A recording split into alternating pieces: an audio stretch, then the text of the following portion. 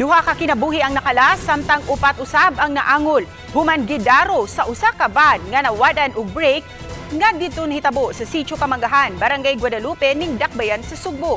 Usa sa nakalas ang third-year student sa usa ka universidad nga nangandoy unta nga mahawas sa kalisod ang iyang pamilya. Sa irantang detalye, pinaagi ni ining report.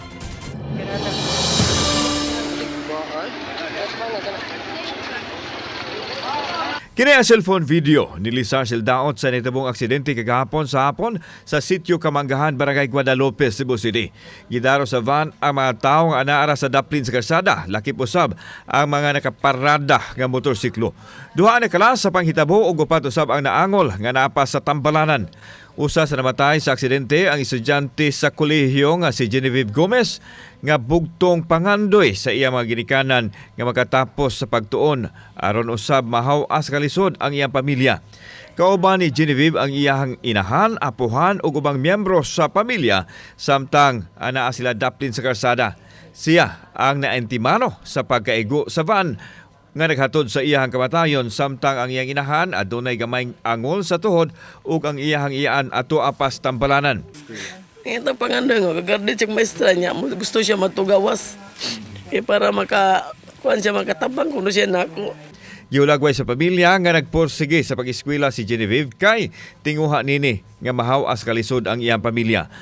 Apil ang iyang mga classmate ang di makatuo nga sa usa ka panghitabo lang nabugto ang pangandoy sa ilahang higala. Ang ambisyon nito siya nga anak pa to siya na ma sagdi lang makay og makahuman ko eskwela anang magkuan ta og bay nga tarong.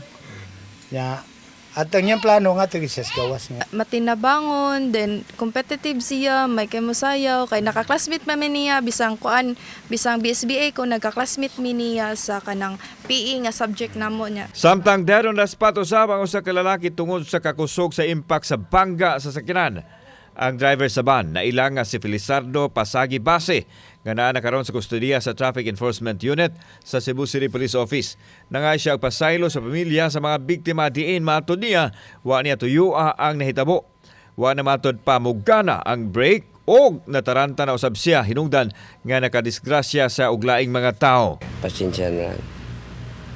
Patawarin nila ako, hindi ko sinasadya. Gikidakla siya pasakahan og kasong reckless imprudence resulting to multiple homicide ug multiple injuries. So atong iahwag sa public before sila mosakay silang sakinan dapat to check and be aware sa ilang sakinan nga conditions. Ingon nila nga blue baguettes. Kauban si Clover Lumayag, ako si Alan Domingo. Balitang Bisdak.